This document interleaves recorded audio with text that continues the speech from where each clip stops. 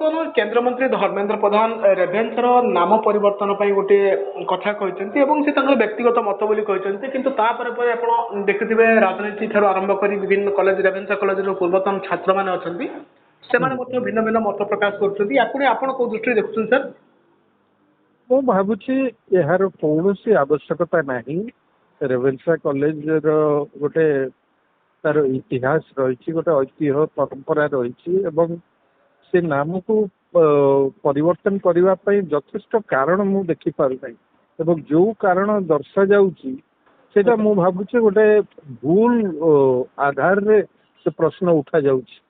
କୁହାଯାଉଛି ଯେ କାଳେ ରେଭେନ୍ସା ଯିଏ ସେତେବେଳେ ଥିଲେ ଓଡ଼ିଶାର କମିଶନର, ତାଙ୍କ ନିଷ୍ପତ୍ତି ଫଳରେ 9ଙ୍କ ଦୁର୍ଭିକ୍ଷ ସମୟରେ ଲକ୍ଷ ଲକ୍ଷ ଓଡ଼ିଆ ଲୋକ ମରିଗଲେ। ଆଜ୍ଞା। କିନ୍ତୁ ସେଇଟା ସମ୍ପୂର୍ଣ୍ଣ ସତ୍ୟ ନୁହେଁ। ତାକୁ ଏମିତି ତ ନୁହେଁ ଯେ ରେଭେନ୍ସା ସାହେବ ଜାଣି ଶୁଣିକିରି ଓଡ଼ିଆ ଲକ୍ଷ ଲକ୍ଷ ଓଡ଼ିଆଙ୍କୁ ମୃତ୍ୟୁ ମୁହଁକୁ ଠେଲିଦେଲେ, ତା ତ ନୁହେଁ। ହଁ, ସ୍ଥିତିର ସଠିକ ଆକଳନ କରିପାରି ନାହାନ୍ତି, ସେଥିରେ କେବଳ ରେଭେନ୍ସା ସାହେବ ଦାୟୀ ନୁହନ୍ତି, ସମୁଦାୟ ବ୍ରିଟିଶ ସରକାର ଦାୟୀ। ତାଙ୍କର ଯୋଉ ଭାରତୀୟ ପ୍ରଶାସନିକ ସେବା ସିଏ ସମ୍ପୂର୍ଣ୍ଣ ଭାବରେ ଦାୟୀ। କିନ୍ତୁ ରେଭେନ୍ସା କଲେଜର ସ୍ଥାପନା କରିବାରେ ଏବଂ ପ୍ରଥମରୁ ଯୋଉ ସବୁ ସମସ୍ୟା ଥିଲା ତାକୁ ସମାଧାନ କରିବା ଦିଗରେ ରେଭେନ୍ସା ଯୋଉ ଇନିସିଏଟିଭ ନେଇଥିଲେ, ଯୋଉ ଭୂମିକା ଗ୍ରହଣ କରିଥିଲେ, ତାକୁ କଣ ଆମେ ଅସ୍ୱୀକାର କରିପାରିବା କି?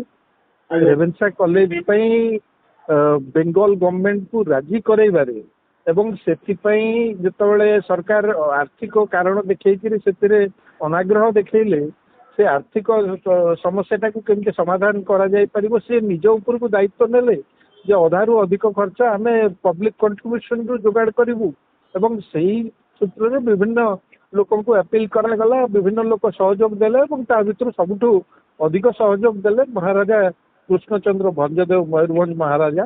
20,000 ଟଙ୍କା ସେତେବେଳେ ଦାନ କରିଥିଲେ ଏବଂ ଯାହା ଫଳରେ ସେ କଲେଜ ଆରମ୍ଭ ହେଇଥିଲା ଏବଂ ବହୁ ବାଧାବିଘ୍ନ ବହୁ ଅସୁବିଧା ଭିତର ଦେଇକିରି ରେଭେନ୍ସା କଲେଜ ଆସିକିରି ଏଇ ସ୍ତରରେ ପହଞ୍ଚିଛି। ବର୍ତ୍ତମାନ ଗୋଟେ ସାରା ଭାରତରେ ରେଭେନ୍ସା କଲେଜ କହିଲେ ବା ରେଭେନ୍ସା ୟୁନିଭର୍ସିଟି କହିଲେ ନାହାନ୍ତିକୁ ପରିବର୍ତ୍ତନ କରିବାର ଆବଶ୍ୟକତା କଣ ପଡୁଛି? ତାଙ୍କ ରେଭେନ୍ସା କଲେଜ ଗଠନରେ କଣ ତାଙ୍କର ଭୂମିକା ନଥିଲା?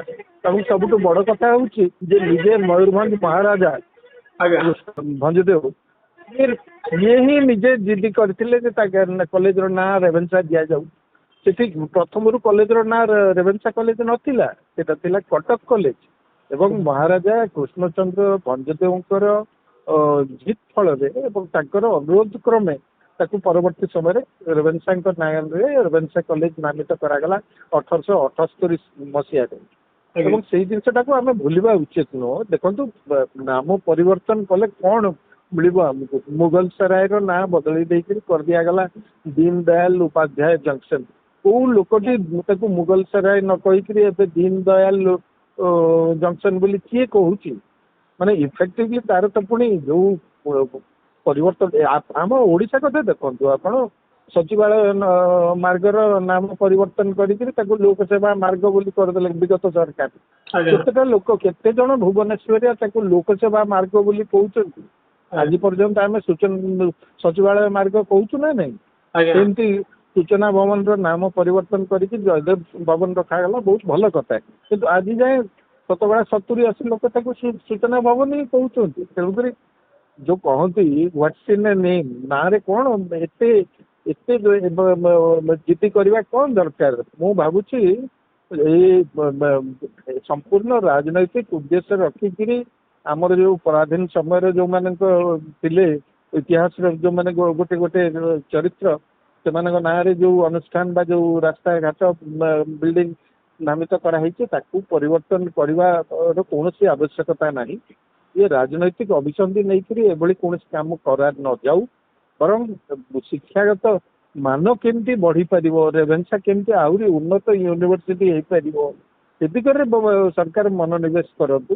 ଆଉ ଯଦି ଏତେ ଓଡ଼ିଆ ଅସ୍ମିତା କଥା ସରକାର ଚିନ୍ତା କରୁଛନ୍ତି, ଆଜି ଯାଏ ହାଇକୋର୍ଟର ନାଁଟା କାହିଁକି ଓଡିଶା ହାଇକୋର୍ଟ ହେଇକି ରହିଛି, ତାକୁ ଓଡ଼ିଶା ହାଇକୋର୍ଟ କରିବା ପାଇଁ ସରକାର ଆଗ ଉଦ୍ୟମ କରନ୍ତୁ। ତାହେଲେ ଆମେ ଜାଣିବୁ ଯେ ଓଡ଼ିଆ ଅସ୍ମିତାକୁ ପ୍ରଚାର ପ୍ରସାର କରିବାରେ ତାଙ୍କର ଆନ୍ତରିକତା ଅଛି।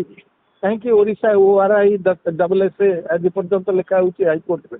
ଗତ ସରକାରଙ୍କୁ ଓଡ଼ିଆ ବିରୋଧୀ କୁହାହଉଛି, କିନ୍ତୁ ସିଏ ଲାଗି ଓଡ଼ିଶାଟାକୁ ଓଡ଼ିଶା କଲେ ଏବଂ ବର୍ତ୍ତମାନ ସାରା ଭାରତର ଲୋକ ବର୍ତ୍ତମାନ ତାକୁ ଓଡ଼ିଶା ବୋଲି ଲେଖୁଛନ୍ତି ଏବଂ ସେମିତି ଉଚ୍ଚାରଣ ମଧ୍ୟ କରୁଛନ୍ତି। ତେବେ ଏଇଟା କରନ୍ତୁ ସରକାର ଆଗ, ରେଭେନ୍ସା ପଛରେ କାହିଁକି ପଢିଛନ୍ତି? ଏବଂ ଯୋଉମାନେ ରେଭେନ୍ସାରେ ପଢିକି ରେଭେନ୍ସା କଲେଜର ଓଡ଼ିଶାର ଇତିହାସ, ଓଡ଼ିଶାର ରାଜନୀତି ସେଥିରେ ଏବଂ ଶିକ୍ଷା ଏକାଡେମିକ୍ସ ସେଥିରେ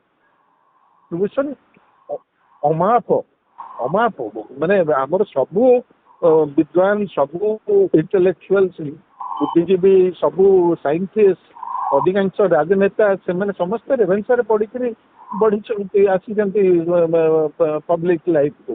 ଏବଂ ତାଙ୍କର ଭାବାବେଗକୁ ଲକ୍ଷ ଲକ୍ଷ ଯୋଉ ରେଭେନ୍ସା କଲେଜରେ ପଢିଥିବା ଅତୀତରେ ଛାତ୍ରଛାତ୍ରୀ ଏବଂ ରେଭେନ୍ସା ମାନେ ନ ପଢିଥିବା ମୋ ଭଳି ଅନେକ ଲୋକ ବି ଅଛନ୍ତି ଯୋଉମାନେ ଚାହାନ୍ତି ରେଭେନ୍ସାର ନାଁଟା ବଜାୟ ହେଇକି ରହୁ, ସେମିତି ଉଜ୍ଜଳ ହେଇକି ରହୁ ସାରା ଭାରତରେ ୟାକୁ ରେଭେନ୍ସା ବୋଲି ଜାଣନ୍ତି ଏବଂ ସେଇ ନାଁଟା ବଜାୟ ରହିବାରେ ଅସୁବିଧା କ'ଣ? ମୁଁ ଭାବୁଛି ସରକାର ଏଇ ଯୋଉ ନାଁ ପରିବର୍ତ୍ତନ ଖାଲି କରିବାରେ ବ୍ୟସ୍ତ ରହିବା ଅପେକ୍ଷା ଶିକ୍ଷାର ଗୁଣବତ୍ତା ବା ମାନ କେମିତି ବୃଦ୍ଧି ହେଇପାରିବ ସେ ଦିଗରେ ଚେଷ୍ଟା କରିବା ଦରକାର, ସେଇଟା ବେଶୀ ଗୁରୁତ୍ୱପୂର୍ଣ୍ଣ। ଆଜ୍ଞା, thank you sir, thank you.